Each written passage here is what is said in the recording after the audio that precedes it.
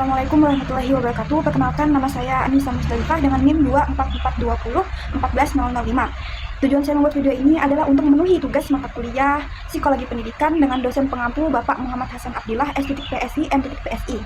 Pada video kali ini saya akan memaparkan materi tentang perkembangan sosial.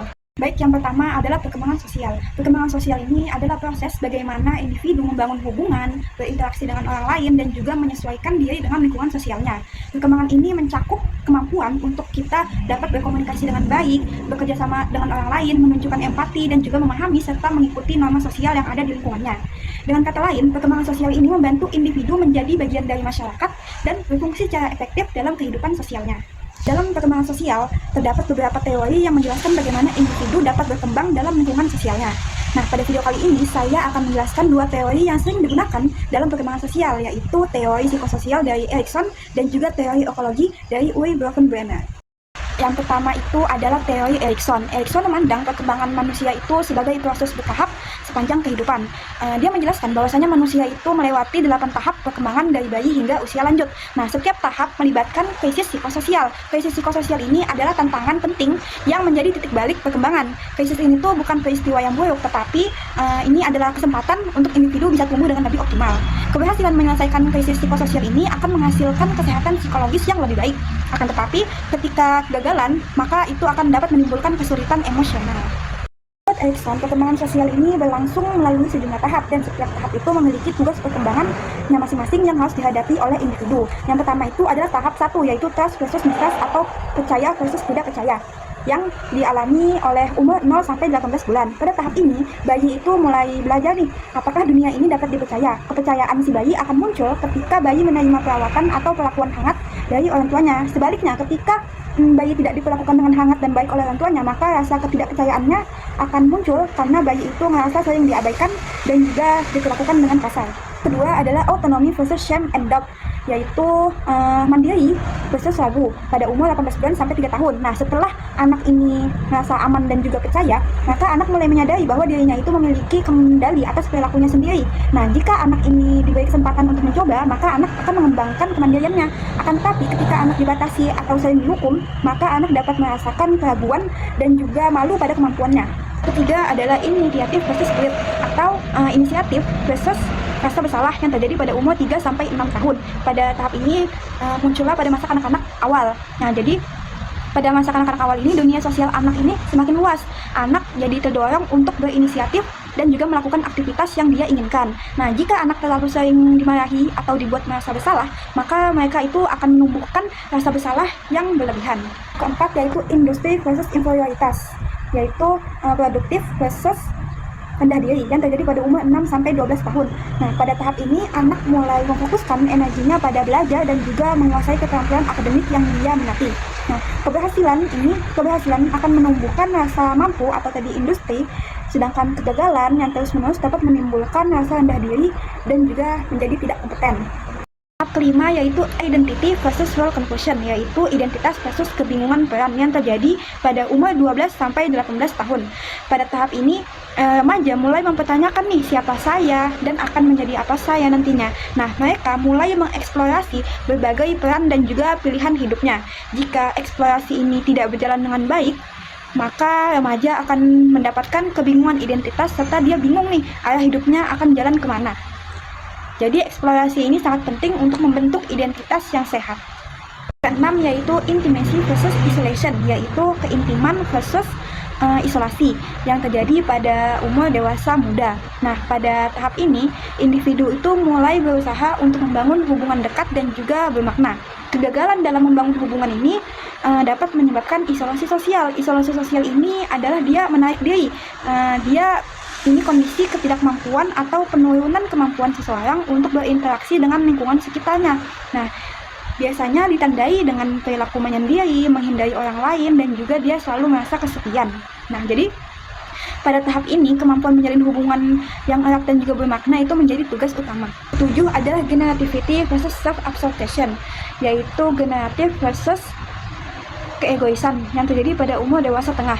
Pada tahap ini, individu itu mulai memikirkan kontribusi dirinya bagi generasi berikutnya, misalnya melalui peran guru, orang tua, dan juga mentor. Nah, jika tidak merasa berkontribusi, maka individu ini dapat mengalami stagnasi. Stagnasi ini adalah kondisi ketika seseorang itu merasa hidupnya biasa saja dan tidak ada tujuannya, serta juga dia tidak memberi dampak bagi orang lain. Dari stagnasi ini adalah ketika seseorang bekerja hanya untuk rutinitas, tetapi dia tidak merasa bangga dan juga tidak ingin membantu orang lain. Nah, maka dia akan merasakan hidupnya itu tidak berarti. Nah, inilah yang dinamakan stagnasi.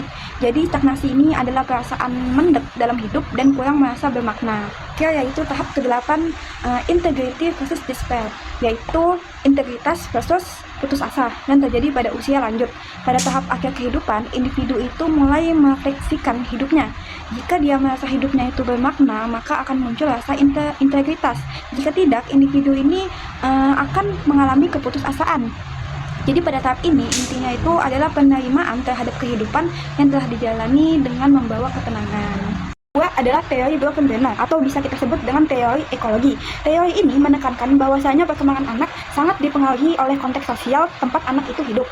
Perkembangan tidak hanya terjadi secara terpisah dari lingkungan, melainkan melalui interaksi secara terus-menerus antara anak dan juga berbagai sistem di sekitarnya.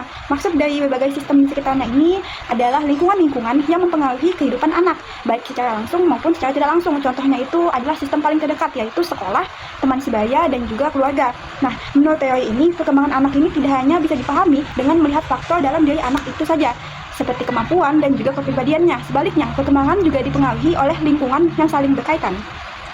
Artinya, perkembangan anak ini merupakan hasil interaksi antara individu dan juga lingkungan sosial di sekitarnya. Menurut Bronfenbrenner, dia menjelaskan bahwasanya lingkungan tersebut terdiri dari beberapa lapisan, mulai dari yang paling dekat dengan anak hingga yang paling luas. Nah, lingkungan ini bisa kita sebut dengan 5 sistem lingkungan dari teori Bronfenbrenner. Yang pertama itu adalah mikrosistem, yang kedua mesosistem, yang ketiga eksosistem, yang keempat makrosistem, dan yang kelima adalah kronosistem. Yang pertama adalah mikrosistem. Mikrosistem ini yaitu lingkungan yang paling dekat dengan anak dan juga yang paling sering berinteraksi dengan anak. Nah, di sini anak itu akan dapat berkomunikasi, belajar aturan sosial, dan juga membentuk perilaku. Lingkungan ini melibatkan hubungan tatap muka dan juga pengalaman sehari-hari. Karena interaksinya ini berjalan dengan langsung, maka pengaruhnya yang paling kuat terhadap perkembangan sosial anak. Yang kedua ada mesosistem. Mesosistem ini adalah hubungan atau keterkaitan antara dua atau lebih mikrosistem. Artinya, bukan orangnya, tetapi hubungan antar lingkungan terdekat anak. Misalnya, hubungan orang tua dan juga guru, hubungan keluarga dan juga temannya. Semakin baik hubungan antar lingkungan ini, maka akan semakin mendukung perkembangan anak. Ketiga adalah eksosistem. Eksosistem ini adalah lingkungan yang tidak melibatkan anak secara langsung, tetapi tetap mempengaruhi kehidupannya.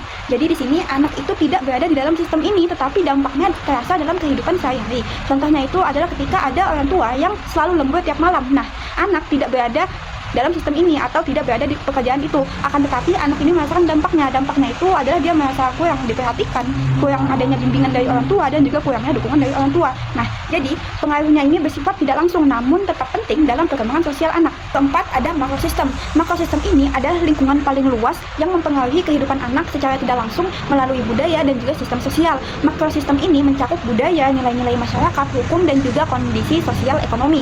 Makrosistem ini menjadi dasar yang membentuk aturan dan cara berpikir si anak dalam bermasyarakat. Nah, anak tidak menciptakan budaya atau hukum, tetapi budaya dan hukum itulah yang mempengaruhi anak, cara dibesarkannya, dididik, dan juga berperilakunya. Nah, contohnya itu adalah ketika di masyarakat yang menjunjung tinggi sopan santun, maka anak akan diajarkan untuk menghormati orang yang lebih tua. Di budaya yang sangat menghargai pendidikan, anak didorong untuk berprestasi di sekolah. Nah, makrosistem ini jadinya membentuk si anak itu cara masyarakat berpikir, nilai yang dianggap yang benar atau mana yang salah, dan juga aturan yang berlaku dalam kehidupan anak.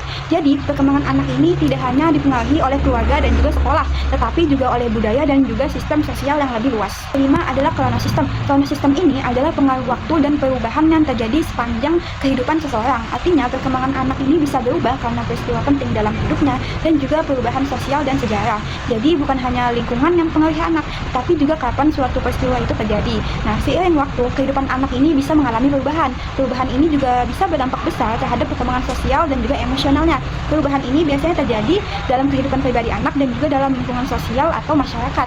Contohnya itu adalah perubahan dalam kehidupan individu. Nah, ketika dia mengalami perceraian dari orang tua, pindah sekolah, atau kehilangan anggota keluarga. Nah, peristiwa ini bisa mempengaruhi rasa aman, kepercayaan diri, dan juga hubungan sosial anak. Nah, semua perubahan ini bisa memberikan dampak jangka panjang pada perkembangan anak. Nah, jadi Kronos System ini menjelaskan bahwasanya waktu dan perubahan hidup itu berperan penting dalam perkembangan anak. Peristiwa yang terjadi pada waktu tertentu bisa memberi pengaruh besar terhadap perkembangan sosialnya anak. Nah, kita sudah pada di tahap yang terakhir, yaitu kesimpulan. Nah, melalui teori Erikson itu, perkembangan sosial terjadi melalui 8 tahap psikososial, di mana setiap tahap ini memiliki krisis yang harus diselesaikan untuk membentuk kepribadian yang sehat dan juga baik. Nah, sementara itu, pada teori ekologi Uri Brenner menekankan bahwasanya perkembangan sosial ini dipengaruhi oleh berbagai lingkungan, mulai dari keluarga dan sekolah hingga budaya dan juga perubahan zaman.